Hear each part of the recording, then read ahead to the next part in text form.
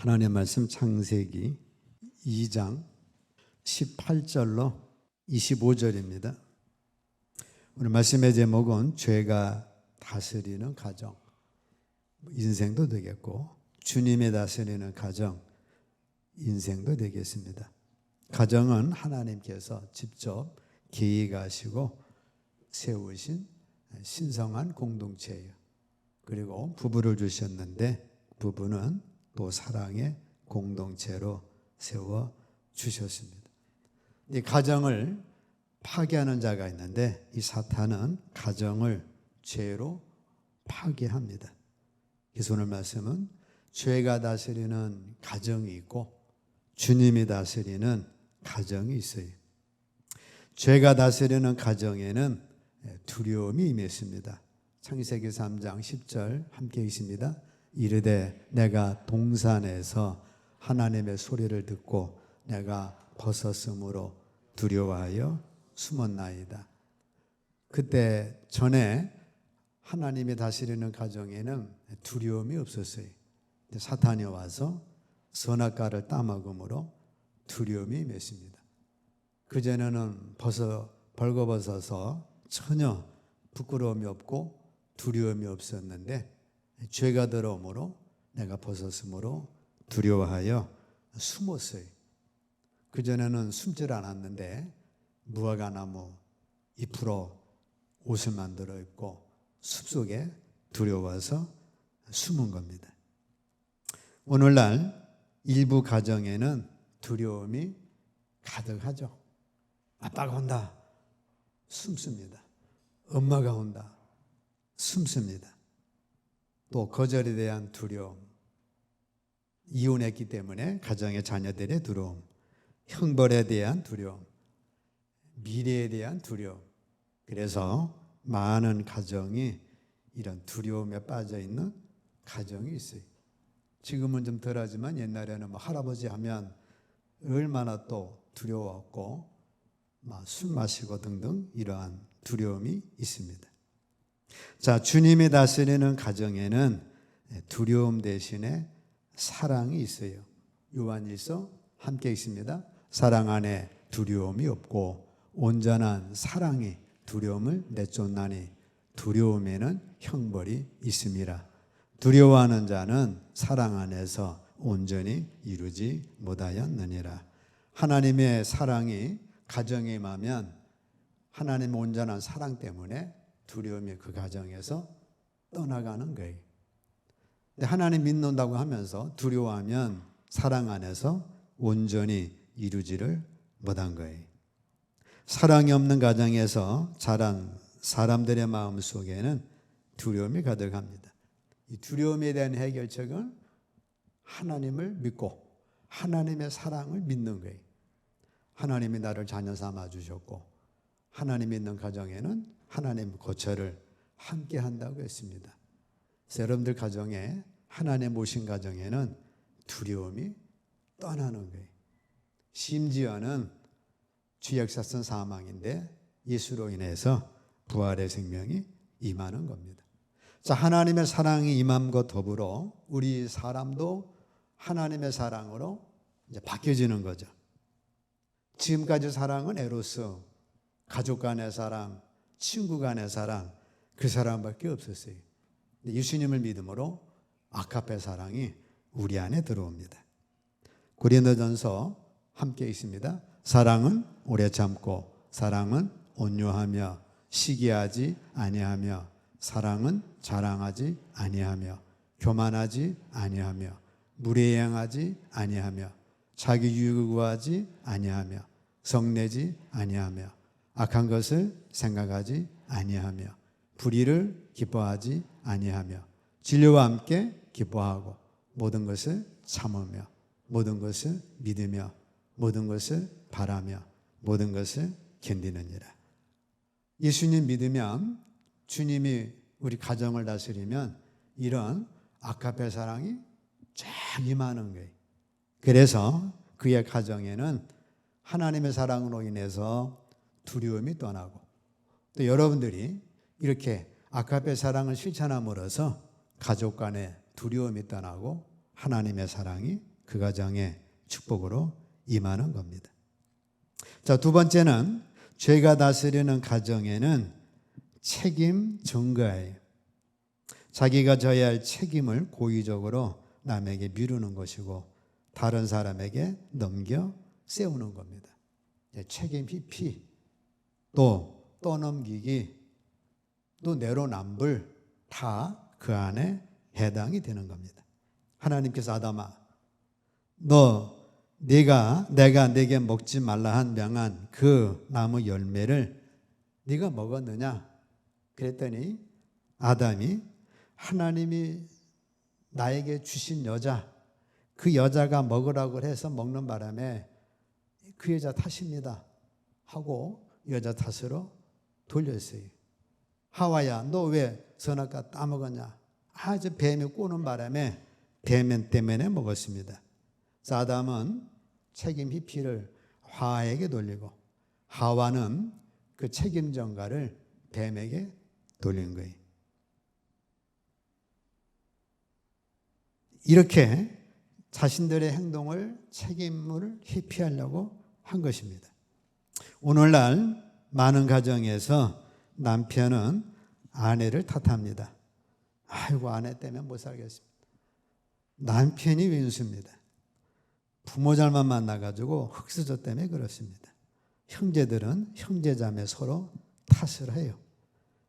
백성은 정부를 탓하고 남의 탓을 하고 부모 탓을 하고 구조 탓을 하고 할 것 없으면 조상 탓을 하고 그나마도 안 되면 묘지 탓을 하고 그래서 파묘를 하고 이런 등등의 문제로 나갑니다.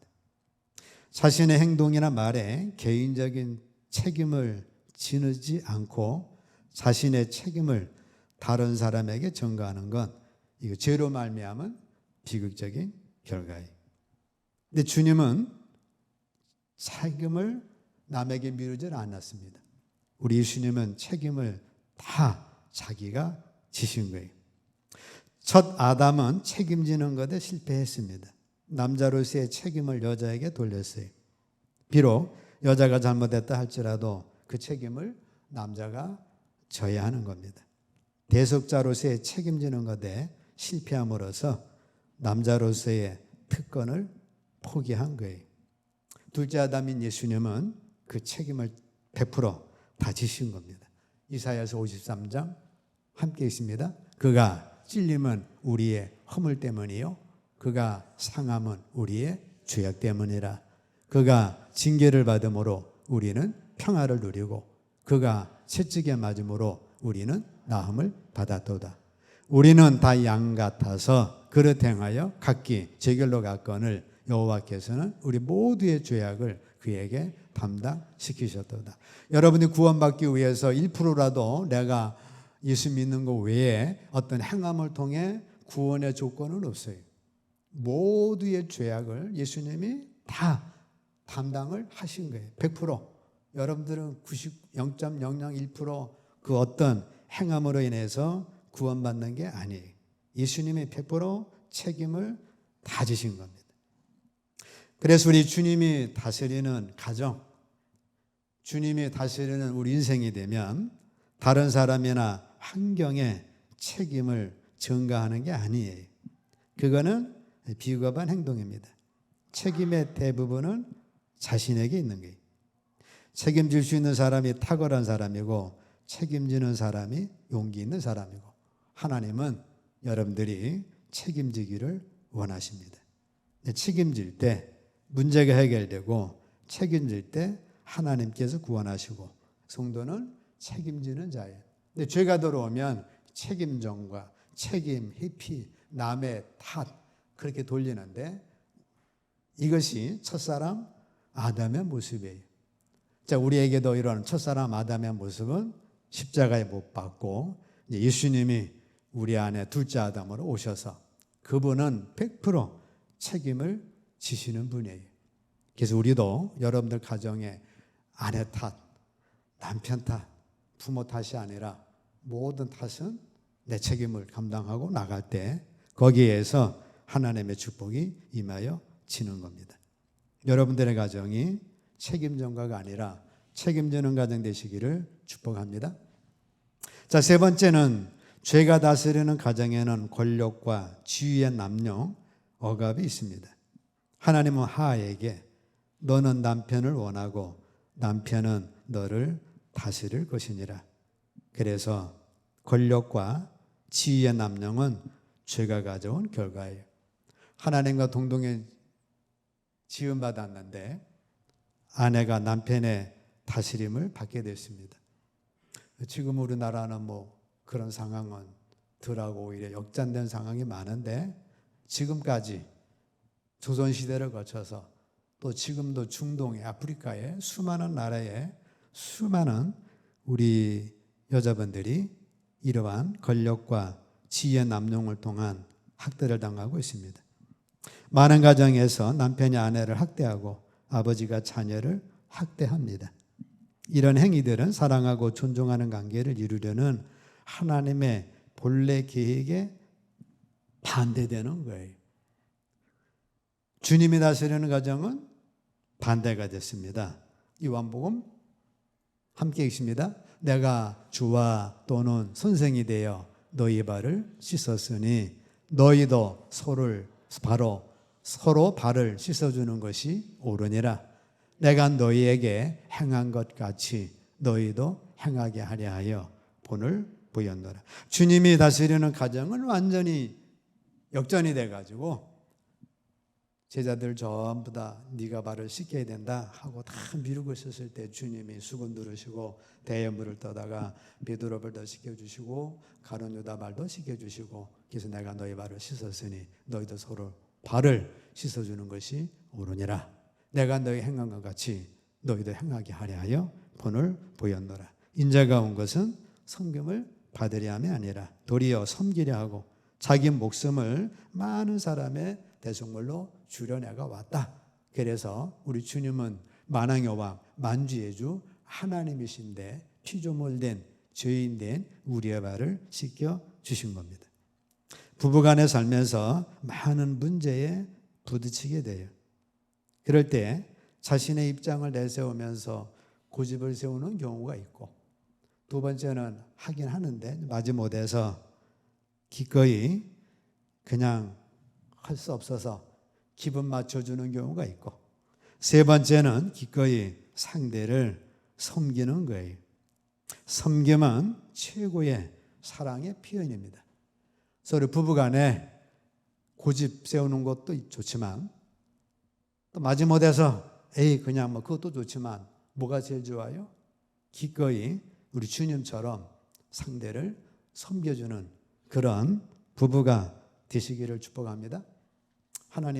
예수님은 하나님과 본체가 동등하신데 우리 주님은 하나님 편에서 종이 되어 오셨고 또 이 땅에 오셔서도 대접받으러 오신 것이 아니라 섬기러 오셨고 그 섬김에도 뭐예요? 십자가 보혈의 피로 우리의 죄를 씻어주시는 최고의 섬김의 축복을 주신 거예요. 그래서 너희도 그렇게 하라는 겁니다.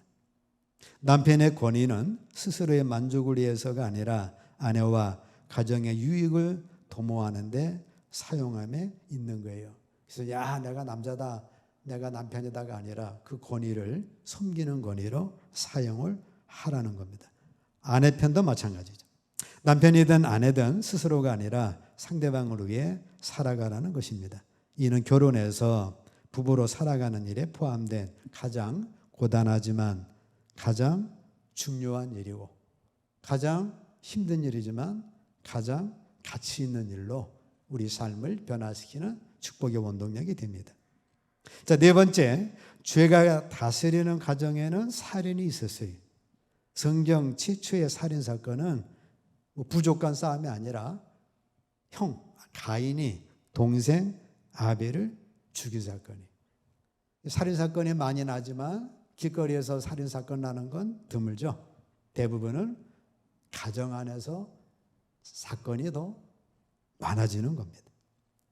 죄는 인류 안에 살인과 폭력을 가져왔고 가인 이후 성경에는 살인과 폭력의 수많은 이야기가 등장을 합니다. 대표적으로 압살롬이 자기 아버지 다윗 죽이려고 했고 부모가 자기 아이를 우상의 제물로 바친 이 므낫세 등 왕들 있고, 형제들이 자기 형제 죽이려고 요셉처럼 죽이려고 했던 형제의 난들이 많이 있습니다. 자, 주님이 다스리는 가정에는 이 사랑의 가정이 되는 거예요. 요한복음 함께 읽습니다. 새 계명을 너희에게 주노니 서로 사랑하라. 내가 너희를 사랑한 것 같이 너희도 서로 사랑하라. 주님이 우리를 사랑한 것처럼 서로 사랑하는 거예요. 탕자의 아버지는 상처를 많이 받았죠. 아버지 죽으려면 아직도 많이 남았는데 언제 기다립니까? 유산 미리 주세요. 그래가지고 유산 미리 빼갔잖아요. 그래서 이 탕자가 할 수 없이 자기 집에 돌아왔을 때 탕자의 아버지는 한 번도 상처받지 않은 것처럼 탕자를 사랑했어요. 멀리서 거지가 하나 오는데 자기 아들 걸음걸이에요. 쫓아가가지고 그 아들 맞이하고 송아지 잡고 가라지 끼우고 신발 시키고 준비한 새 옷 입히고 그렇게 사랑을 했습니다. 마찬가지 여러분들이 가정 안에서 그런 사랑을 하라는 거예요. 여러분들이 죄 짓고 오면 하나님이 상처받았겠죠. 근데 하나님 앞에 우리에게 회개하면 우리 하나님은 어떻게 하십니까? 한 번도 상처받지 않은 것처럼 여러분들을 용서해 주시고 사랑해 주십니다. 하나님이 어디냐 뭐 아무리 해도 하나님이 그런 사람 다 용서하고 사랑하지. 야, 너 상처받았다. 너 70번 죄 짓고 지금 71번째인데 이제 아웃이야. 그래가지고 아웃시키지를 않으시잖아요. 70번씩 7번 무지한 죄를 용서해 주시는 거예요. 자, 우리가 이러한 사랑을 받았기 때문에 가정 안에서 그런 사랑을 하라는 거예요. 내가 너희를 사랑한 것 같이 너희도 서로 사랑하라. 우리는 가족 간에 비난하고 비판하기 이전에 나를 한 번도 상처받지 않은 것처럼 사랑해 주신 하나님의 사랑을 기억하고 한 번도 상처받지 않은 것처럼 사랑하시기를 축복합니다. 부부간에 상처인 거 옛날에 이랬다 그래가지고 그거 상처 자꾸 막 끄집어내지 마시고 내가 주님으로부터 받은 사랑, 그 사랑을 실천을 하는 거예요. 다섯 번째, 죄가 다스리는 가정에는 경쟁, 질투, 원한입니다. 가인과 아벨, 야곱과에서 사라와 하갈, 이삭과 이스마엘, 야곱과 라반, 계속해서 질투와 경쟁과 원한이에요. 지금도 재벌들은 많은 형제간에 부모와 자녀간에 그런 이 싸움 하잖아요. 여기 무슨 회사, 무슨 약품 회사도 그러하고 무슨 타이어 회사도 그러하고 어쨌든 형제간에 아주 많은 이 재벌 싸움이 있어요. 자, 주님이 다스리는 가정에는 화목한 가정이 되는 겁니다. 고린도후서 5장 18절 함께 있습니다. 그가 그리스도로 말미암아 우리를 자교와 화목하게 하시고 또 우리에게 화목하게 하는 직분을 주셨으니 하나님께서 우리를 화목하게 하셨는데 어떻게 하신 거예요? 예수 그리스도 십자가의 보혈의 피로 우리 죄를 담당시키셔서 하나님과 우리 사이가 화목하게 된 겁니다. 그리고 너희도 가서 화목하라 하는 그 직분, 그 책임을 주신 거예요. 그래서 여러분들이 화목을 하셔야 되는데 하나님의 말로 화목한 게 아니고 하나님과 우리 사이를 화목하게 하시려고 독생자 예수 그리스도가 보혈의 피를 흘려서 희생된 겁니다. 마찬가지로 우리도 이웃과 화목하려면 그런 희생이 있어야 된다는 거예요. 하나님이 죄를 알지도 못하신 이를 우리를 대신하여 죄를 삼으신 것은 우리로 하여금 그 안에서 하나님의 의가 되게 하려 하심이라. 여러분들이 부부간에 맡겼으면 말로서가 아니라 대가를 지불해서 화목하고 부모와 맡겼으면 대가를 지불해서 부모와 화목하고 성도간에 맡겼으면 대가를 지불해서 화목하고 직장에서 맡겼으면 대가를 지불해서 서로 화목을 하라는 거예요. 이렇게 화목하는 직분을 우리에게 주신 겁니다. 화목의 방법은 연약한 것 도와주고 필요는 채워주고 요셉처럼 허물을 덮어주고 칭찬 좋은 거 말해주고 능력 인정해주면 되는 겁니다. 여섯 번째, 죄가 많은 가정에는 술 취함이에요. 그래서 노아가 술 취한 사건이 나옵니다. 그거를 함이 또 막 이렇게 떠벌려 가지고 그것 때문에 또 노아가 저주를 해서 그 노아의 가족에 저주가 임하게 된 거예요. 알코올 중독과 마약 중독은 가정이 직면한 가장 파괴적인 문제입니다. 노아의 술 취함이 그 가족에게 비극적인 결과를 가져왔듯 많은 가정이 알코올과 마약 때문에 깨지고 있어요. 하나님은 결코 술 취함과 중독으로 가정이 망가지기를 원치 않습니다. 그 술 취하는 것 때문에 음주운전, 그 술 취하는 것 때문에 부부싸움, 술 취하는 것 때문에 방화, 술 취하는 것 때문에 이웃 간의 층간소음, 싸움 등등 많은 부작용이 나타납니다. 에베소서 함께 읽습니다. 술 취하지 말라. 이는 방탕한 것이니 오직 성령으로 충만함을 받으라. 술 취함 대신에 성령으로 취하시기를 축복합니다. 그러면 어떻게 됩니까? 갈라디아서 5장 함께 읽습니다. 오직 성령의 열매는 사랑과 희락과 화평과 오래 참음과 자비와 양성과 충성과 온유와 절제니 이 같은 것을 금지할 법이 없느니라. 술 취함의 열매는 부부싸움, 자녀 폭력, 재산 낭비 이런 많은 것들로 나쁜 열매는 맺는데 성령의 열매는 이렇게 좋은 열매를 맺는 거예요. 자, 일곱 번째, 죄가 다스리는 가정에는 성적 타락이죠. 소돔과 고모라가 그랬고 암논과 압살람, 그로 인해서 압살롬이 죽고 그로 인해 다말이 또 어려움 당하고 다윗과 밧세바, 삼손과 데릴라, 그래서 외도와 불륜으로 많은 가정들이 이혼이 되어지고 파탄에 이르게 되는 거예요. 주님이 다스리는 가정에는 성의 순결입니다. 결혼의 울타리 안에서만 성을 누리라. 성은 결혼의 울타리 안에서 부부 사이에 사용되도록 주신 하나님의 선물입니다. 허락뿐만 아니라 강력하게 명령까지 하셨어요. 고린도전서 7장 함께 있습니다. 남편은 그 아내에 대한 의무를 다하고 아내도 그 남편에게 그렇게 할지라. 아내는 자기 몸을 주장하지 못하고 오직 그 남편이 하며 남편도 그와 같이 자기 몸을 주장하지 못하고 오직 그 아내가 하나니 서로 분방하지 말라. 다만 기도할 틈을 얻기 위하여 합의상 얼마 동안은 하되 다시 합하라. 이는 너희가 절지 못함으로 말미암아 사탄이 너희를 시험하지 못하게 하려 함이라. 그래서 의무를 다하라, 열심히 하라 말씀하고 있습니다. 자, 여덟 번째, 나의 가정에 하나님의 놀라운 계획을 갖고 계셔요. 노아의 가정에 하나님의 계획이 있었죠. 홍수 심판을 피합니다. 아브라함의 가정에 계획이 있었고 야곱의 가정에 계획이 있었고 심지어는 나오미 가부인데 룻도 가부 며느리예요. 가부 3명이 살았는데 이제 한 며느리는 집어 친정으로 갔고 두 가부가 사는 그 가정에도 하나님의 놀라운 계획이 있었어요.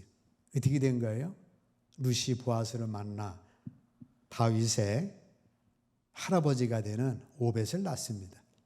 그런 가정에도 하나님의 놀라운 섭리가 있었던 게, 만약에 룻이 아이고 시어머니 별 볼 일 없네 가정을 깨버렸더라면 아마 다윗의 출현은 없었을지도 몰라요.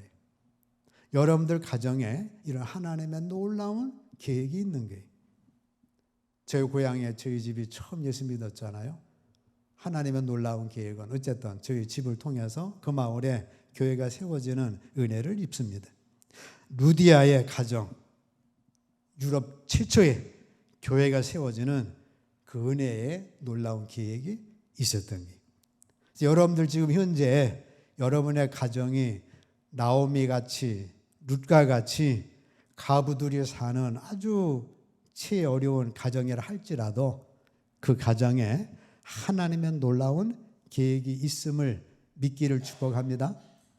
여러분 자녀 중에 얼마나 훌륭한 자녀가 나올지를 모르는 거예요. 근데 가정을 깨버리면 그런 하나님의 계획은 취소가 되는 거죠. 나의 가정에 대한 하나님의 뜻을 생각하지 않고 나의 생각만을 앞세우면 가정을 꾸려온 것은 앞세움에 가정을 꾸리면 목표를 잃어버리고 표류한 배와 같은 겁니다. 아합과 이세벨처럼 가족이 그 섭리를 다 무시해버리고 그냥 부어라 마시라 하다 보니까 당대에다 망해버린 거예요. 그래서 하나님은 여러분들 가족에 놀라운 계획을 갖고 계신다. 지금 현재 있는 아들이 아무리 못나도 하나님의 계획은 모르는 거예요. 여러분들의 딸이 가출했어도 하나님의 계획은 모르는 거예요. 여러분들이 가족으로 싸우면 하나님이 싸워주셔서 그들에게 놀라운 계획을 성취할 수가 있는 거예요. 시편 함께 읽습니다. 내 집 안방에 있는 네 아내는 결실한 포도나무 같으며 네 식탁에 둘러앉은 자식들은 어린 감람나무 같으리로다. 여호와를 경외하는 자는 이같이 복을 얻으리로다. 자, 여러분들이 예수님 믿음으로 예수님이 우리 가정의 주인이 되셨습니다. 그로 인하여 두려움에서 사랑의 가정, 책임전가에서 책임지는 가정, 권력 남용에서 섬기는 가정, 살인의 가정에서 사랑의 가정, 질투 경쟁의 가정에서 화목의 가정, 술 취함의 가정에서 성령 충만한 가정, 성적 타락의 가정에서 순결의 가정, 또 하나님의 놀라운 계획이 여러분들 가정에 있는 거예요. 예수 안에서 이 축복 누리시기를 주의 이름으로 축복합니다.